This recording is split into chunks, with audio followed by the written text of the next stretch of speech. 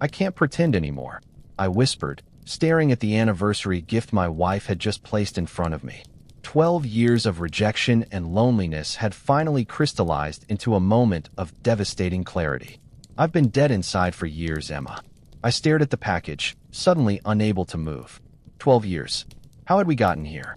How had I stayed so long? Aren't you going to open it? She asked, an edge creeping into her voice. I pushed back my chair and stood up. I can't do this anymore, Emma. Her smile froze, then slowly dissolved into confusion. Can't do what? Open your anniversary gift. This. I gestured between us, pretending we have a marriage when we're just roommates who share kids and a mortgage. The color drained from her face. What are you talking about? We're celebrating our anniversary. I made reservations at Bellini's. I got you a gift. When was the last time you let me hug you without pushing me away? I asked quietly. When was the last time you kissed me without it feeling like an obligation? When was the last time we made love and you were actually present? Emma's expression hardened. Is that what this is about? Sex? For God's sake, Daniel, we have 2 children and demanding careers. We're not 20 anymore. It's not about sex, I said, though it partly was. It's about connection, affection. The wall you put up years ago that I've been trying to break through every single day. She stood up too, arms crossed defensively. So on our anniversary, you decide to what? Break up with me? Is there someone else? Is that what this is really about? The irony of her accusation almost made me laugh. I'd been so pathetically loyal, so desperately focused on making our marriage work that the thought of someone else hadn't even entered my mind until recently. There's no one else, I said. But there's also no us anymore. And I don't think there has been for a very long time. The signs had been there for years. The way Emma would physically recoil when I'd come up behind her to wrap my arms around her waist. The constant rejection when I'd try to kiss her. The way she'd sit on the opposite end of the couch every evening, engrossed in her phone while I silently ached for connection. At first, I'd attributed it to the challenges of parenthood. Our daughter Sophie had been colicky as a baby, and those sleepless nights had taken their toll. Then came our son Ethan, and the demands of raising 2 children while managing our careers left little energy for romance. But years passed, the kids grew more independent, and nothing changed. If anything, the distance between us widened. I tried talking to her countless times. I feel like your roommate, not your husband, I'd say. She'd promised to work on it, make an effort for a week or 2, then revert to the same pattern of rejection and indifference. 3 years ago, I'd finally convinced her to try marriage counseling. Dr. Martinez had seemed hopeful at first, giving us communication exercises and homework assignments designed to rebuild intimacy. Emma participated half-heartedly, often forgetting the assignments or completing them with visible reluctance. During one session, Dr. Martinez asked about our financial decision-making process. We discuss everything together, I explained. Major purchases, investments, even adjustments to our monthly budget. That's not entirely true, Emma interjected. When it comes down to it, Daniel's just going to do whatever he wants anyway. The words hit me like a physical blow. In 12 years of marriage, I had never, not once, made a significant financial decision without her input and agreement. I prided myself on being a partner, not a dictator. That she could think so little of me, and state it so casually to our therapist, left me reeling. Do you have an example of when Daniel made a unilateral financial decision against your wishes? Dr. Martinez asked. Emma hesitated. Well, no specific example, but I know that's how it would play out. I'd gone quiet then, a heaviness settling in my chest that never quite lifted afterward. She didn't know me at all. Or worse, she knew me and still thought the worst of me. Intimacy became increasingly rare and mechanical. I felt like I was coercing her every time, her body language screaming reluctance even as she verbally consented. Eventually, I couldn't even finish, the experience too hollow, too one-sided to provide any real satisfaction. 6 months ago, I'd made a decision. I stopped initiating any physical contact. No hugs, no kisses, no affectionate touches. I stopped greeting her excitedly when she came home from work. I stopped suggesting date nights or family activities. I retreated into myself, focusing instead on my children, my friends, my own interests. Emma never mentioned the change, never asked why I'd stopped reaching for her, never initiated affection to fill the void I'd created. It was the most damning evidence that whatever we'd once had was truly gone. Then came the second job, weekend bartending at an upscale hotel. It had started as a way to save extra money for the kids' college funds, but it quickly became my lifeline. The social interaction, the appreciative glances from women who found me attractive, the simple pleasure of conversations where I felt valued and seen. It was intoxicating. Nothing inappropriate happened. I never crossed that line. But I couldn't deny the contrast between how alive I felt at work and how empty I felt at home. Last week, during our counseling session, Dr. Martinez had asked about our progress since our previous meeting. "Daniel seems distant lately," Emma said, surprise in her voice. "He used to be so attentive, but now it's like he's checked out." Dr. Martinez turned to me. "Daniel? Would you like to respond to that?" The dam broke. "I've been distant for 6 months," I said quietly. 6 months of not initiating any affection to see if you would notice or care. 6 months of creating the exact same emotional environment for you that you've created for me for years. Emma stared at me, genuinely shocked. "That's not true. I would have noticed. You didn't," I interrupted. "And that's the point. I've spent years begging for crumbs of affection from you. And when I finally stopped asking, nothing changed because you were perfectly happy with the status quo." Dr. Martinez leaned forward. "Daniel, are you saying you've lost feelings for Emma?"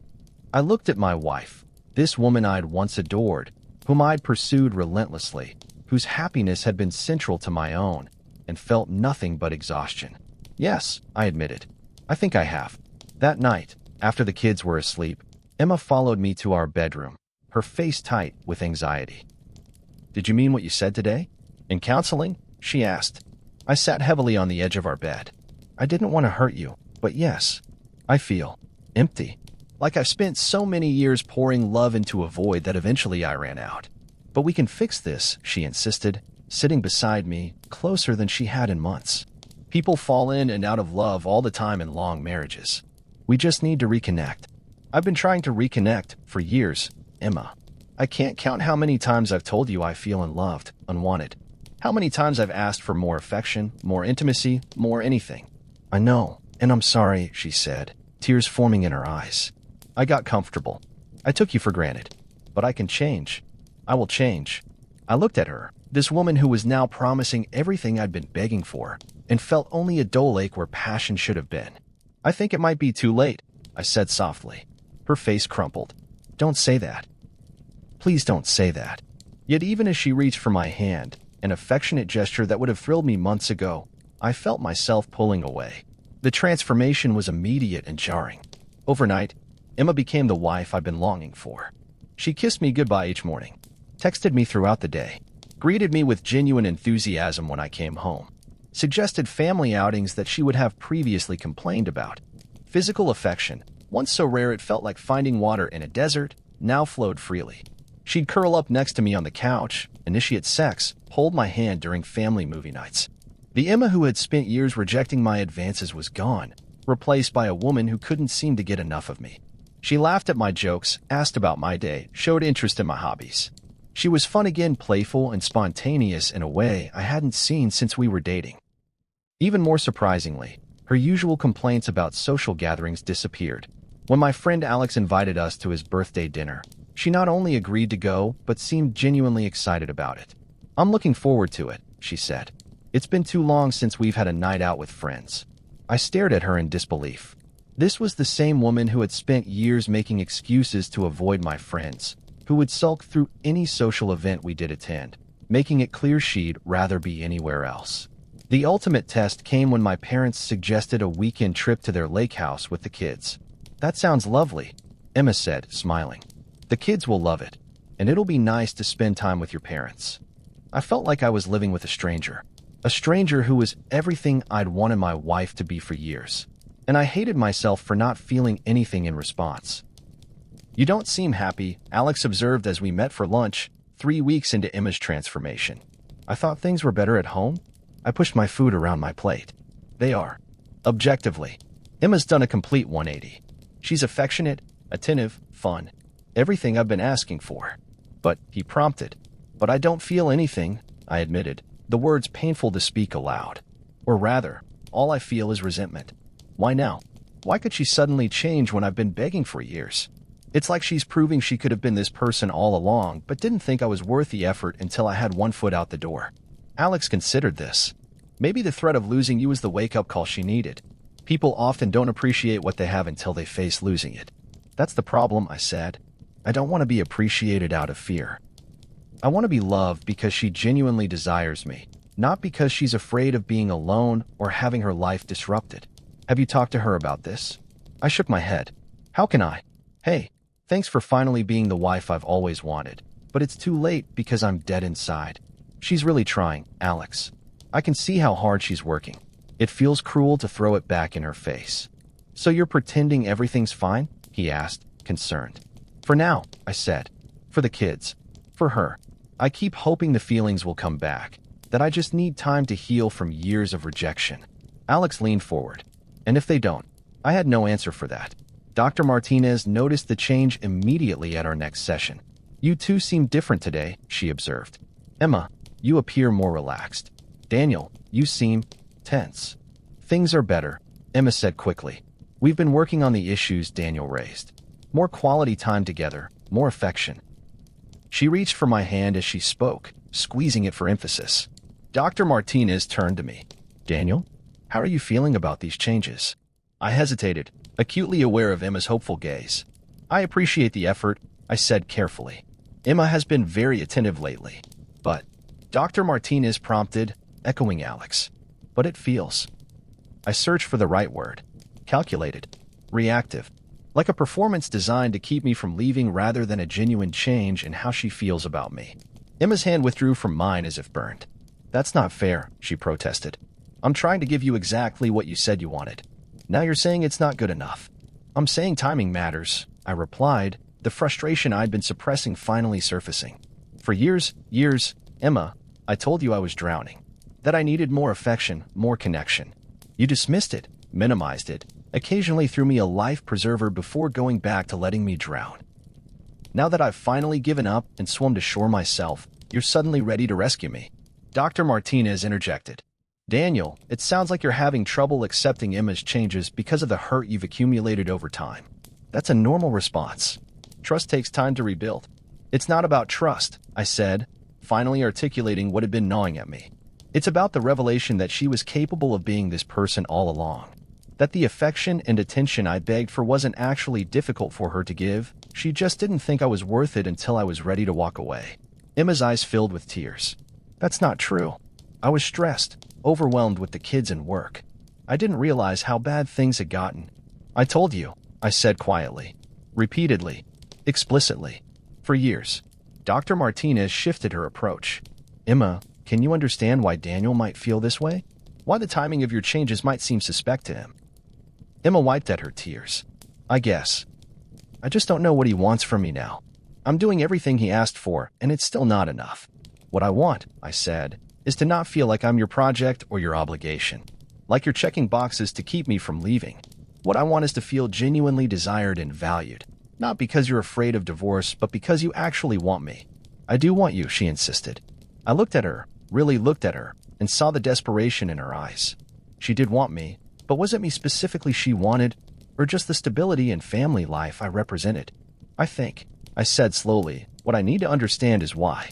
Why you could suddenly give freely what was apparently so difficult before. What changed for you, Emma? Because from where I'm sitting, the only difference is that I finally gave up. That night, in what had become our new routine, Emma curled up next to me on the couch as we watched TV. Her head rested on my shoulder, her hand on my chest, the picture of marital contentment. I'd been thinking about what you said in therapy, she said during a commercial break. About why I changed. I muted the television, giving her my full attention. The truth is, I got scared, she admitted. When you said you'd lost feelings for me, it was like the floor dropped out from under me. I'd gotten so used to you always being there, always trying, that I took it for granted that you always would be. So this is about fear, I said, the confirmation bringing no satisfaction. At first, yes, she acknowledged. But it's more than that now. These past weeks, being close to you again, doing things together as a family, it's reminded me why I fell in love with you in the first place. Your patience with the kids. Your terrible dad jokes. She smiled softly. The way you still look at me sometimes when you think I don't notice. I wanted to believe her. Wanted to feel something other than the hollow ache that had become my constant companion. I need to know this isn't temporary, I said. That once you feel secure again, you won't revert to pushing me away. I won't, she promised, taking my hand. I know words don't mean much right now, but I'm going to prove it to you, day after day. I've seen what I stand to lose, and I'm not going to take you for granted again. She leaned in to kiss me, and I didn't pull away. But as our lips met, I felt nothing but the echo of 1,000 rejected kisses from years past. 2 months into Emma's transformation, we attended a barbecue at her sister Jennifer's house. As I stood by the grill with Jennifer's husband Mark, Emma laughed with her sister in the kitchen, visible through the window. She seems different lately, Mark observed, flipping a burger. More like the old Emma, before you guys had kids. Yeah, I agreed. She's been making a real effort. Mark glanced toward the house, then lowered his voice. Jen says she was pretty freaked out when you threatened to leave. Said Emma called her crying that night. I stiffened. I never actually threatened to leave, I clarified. I just admitted I wasn't happy. Mark shrugged. Well, whatever you said lit a fire under her. Jen's never seen her so determined to fix things. He chuckled. She said Emma's been reading relationship books, watching marriage counseling videos online, the whole 9 yards. Like it's a project she's determined to ace. A project, just as I'd feared. Anyway, Mark continued, oblivious to my discomfort. It's good to see you guys doing better. Emma seems happy. Emma did seem happy, energized by her mission to save our marriage. She approached each day with purpose and optimism.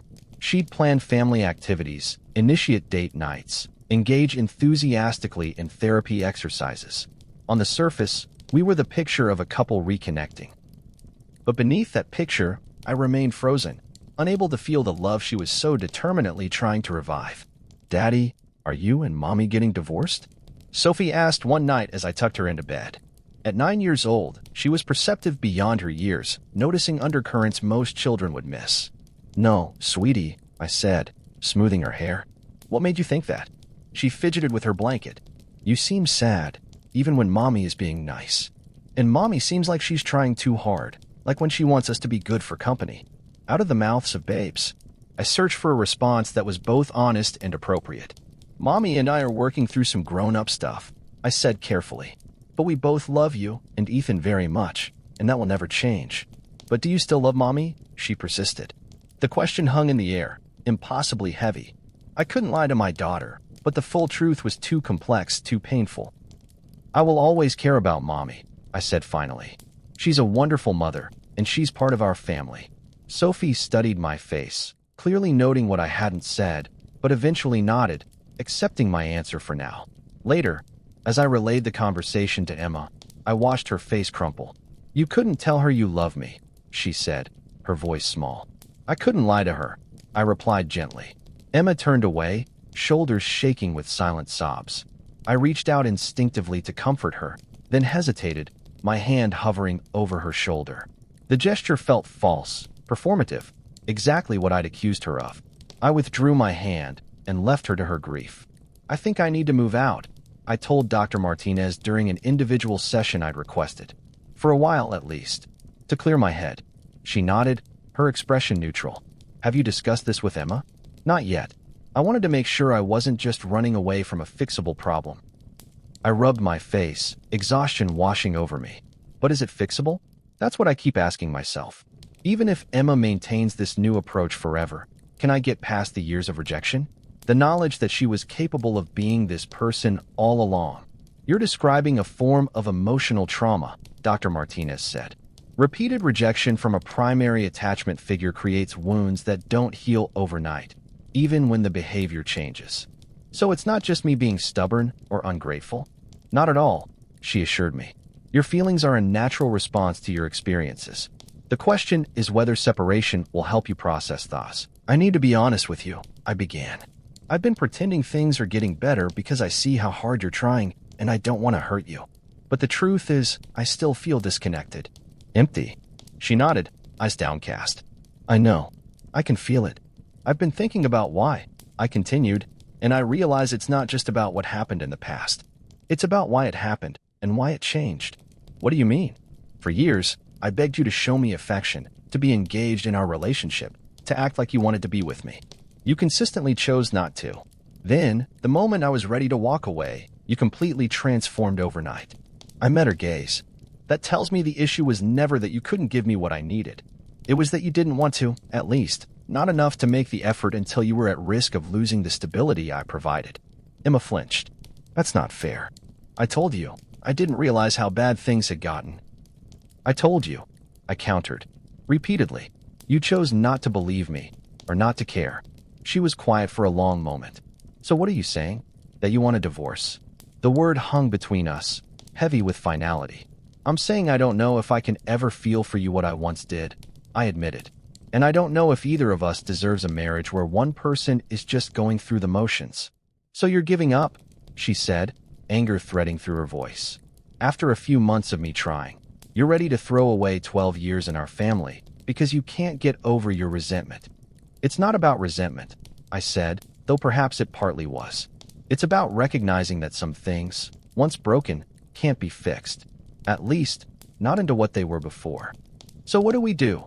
She asked, tears streaming down her face. I think I need some time away, I said gently, to figure out if these feelings can change, or if we're just prolonging the inevitable. And the kids? We tell them I'm taking a work assignment that requires me to stay closer to the office for a while. We keep things as normal as possible for them. Emma wiped at her tears. How long? I don't know, I admitted. A month, maybe. Long enough to gain some clarity. She nodded, defeated. And if, after a month, you still feel nothing for me? I couldn't answer. We both knew what it would mean. The corporate apartment was sterile and impersonal, but it provided the space I needed to think. Without the daily performance of marital harmony, I could finally confront the question I'd been avoiding. Was there anything left to save? I thought of Emma as she had been when we first met, vibrant, affectionate, full of laughter. I thought of the early years of our marriage before children and careers had carved a gulf between us. Had I idealized that time? Constructed a false memory of connection that had never truly existed? No. The Emma I fell in love with had been real. The connection we shared had been genuine. Somewhere along the way, she had changed, or perhaps revealed her true self, the one that didn't find me worth the effort of affection or engagement. And now, faced with losing the comfort and stability of our marriage, she had changed again, back into a version of the woman I had fallen for. The problem was, I no longer trusted which version was real. In week 2 of my self-imposed exile, Emma suggested we meet for coffee. We chose a neutral location, a cafe equidistant from our home and my temporary apartment. How are the kids? I asked after we'd settled with our drinks. They miss you, she said. Ethan keeps asking when your work trip will be over. Sophie is more suspicious, but she's not pushing for details. Guilt twisted in my gut. I miss them too. I'll come by this weekend to spend time with them, if that's okay with you. Emma nodded. Of course. They need their father. She hesitated, then added, I need my husband, but I'm trying to respect the space you asked for. I acknowledged her effort with a nod, but didn't address the implied question of when I'd return. Daniel, she said after a moment, I've been thinking a lot about what you said, about why I changed. She took a deep breath. You were right. The admission surprised me. About what, specifically? About me not making the effort until I was afraid of losing you. Her hands fidgeted with her cup. I got comfortable in our routine. I took for granted that you'd always be there, always trying to connect with me. When you stopped, when you pulled away, it terrified me. Not just because I might lose you, but because I suddenly saw what I'd been doing all these years. I remained silent, letting her continue. The truth is, I did withdraw from you, she admitted. At first it was because I was exhausted from the kids, then it became a habit, then a wall I didn't know how to break down. When you'd reach for me, it reminded me of all the ways I was failing as a wife, so I'd push you away to avoid that feeling. It was the most honest she'd been in years. Why didn't you ever tell me this before? Because I didn't fully understand it myself until I nearly lost you, she said. And because it's humiliating to admit I've been a terrible wife to a good man for reasons that sound so selfish now that I say them out loud. I absorbed her words, searching for the anger that had been my companion for so long. Instead, I found a glimmer of something else, not love, not yet, but perhaps understanding. I appreciate your honesty, I said finally. It helps me make sense of things. Does it help you forgive me? She asked, hope threading through her voice. I don't know, I answered truthfully. But it's a start. The month stretched into 6 weeks. I saw the kids regularly, maintained civil communication with Emma, and spent a lot of time in thought. Dr. Martinez continued to see us both separately now, as we worked through our individual issues. Have you gained any clarity? She asked during one of my sessions. Some, I admitted. I understand better why things deteriorated, and I believe Emma is sincerely trying to change. But, she prompted. But I'm still not sure if I can find my way back to loving her, I said. Or if I should even try. What's holding you back? Dr. Martinez asked. Is it fear that she'll revert to old patterns? Resentment about the past? Or something else? I considered the question carefully. All of that. Plus, I think I'm afraid of being vulnerable with her again. Of giving her the power to hurt me. That's understandable, she said. Vulnerability requires trust, and trust has been broken here. The question is whether that trust can be rebuilt, and whether both of you are willing to do the work required. How do I know if it's worth trying? I asked. That's something only you can decide, Dr. Martinez replied. But perhaps ask yourself this. If you could somehow know with certainty that Emma has truly changed, that she would remain the attentive, affectionate partner she's trying to be, would that be enough?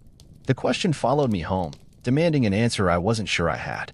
On our 12th wedding anniversary, exactly 3 months after the confrontation that had changed everything, Emma asked me to meet her at Bellini's, the restaurant where we'd had our first date and many anniversary dinners since. She was already seated when I arrived, wearing a dress I'd always loved, her hair styled the way she knew I preferred. The effort was apparent, but for once it didn't feel calculated so much as hopeful. Thank you for coming, she said as I sat across from her. You said it was important, I replied, trying to keep my tone neutral. She nodded, then pushed an envelope across the table. I have something for you. I opened it cautiously, pulling out a folded document. As I read the first few lines, I realized it was a post-nuptial agreement, giving me favorable terms and a potential divorce, primary custody of the children with generous visitation for her. An equitable division of assets that actually favored me slightly. What is this? I asked, confused. Freedom, she said simply. If that's what you want. I stared at her, searching for the manipulation in this gesture, but found only resigned sadness. I've had a lot of time to think, she continued. About what I did to our marriage, about why you might never be able to trust me again. I realized I've been trying to convince you to stay by showing you what you'd lose if you left. But that's just more manipulation, isn't it? Emma, please, let me finish, she interrupted gently. I love you, Daniel. I love our family. I love the life we built together, even if I did a poor job of showing it for too long. But I don't want you to stay out of fear or obligation or confusion. I want you to stay because you want to, because you see a future with me that makes you happy. She gestured to the document. So this is me giving you a clear path out, if that's what you decide. No tricks, no emotional blackmail, no using the kids as leverage. I was speechless. Of all the scenarios I'd imagined for this meeting, this selfless gesture had never crossed my mind. If you do decide to leave, she continued, her voice wavering slightly, I'll respect your choice. I'll co-parent with you amicably.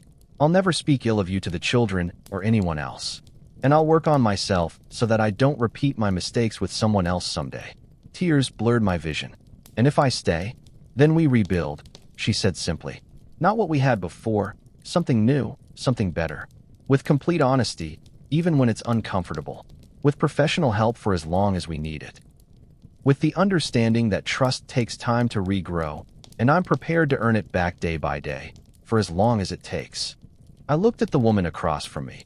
Not the wife who had rejected me for years, not the frantically performing partner of recent months, but someone new. Someone who had faced her flaws honestly and was offering me a choice with no strings attached. Why now? I asked. Why this? Because I finally understood what you've been trying to tell me, she said.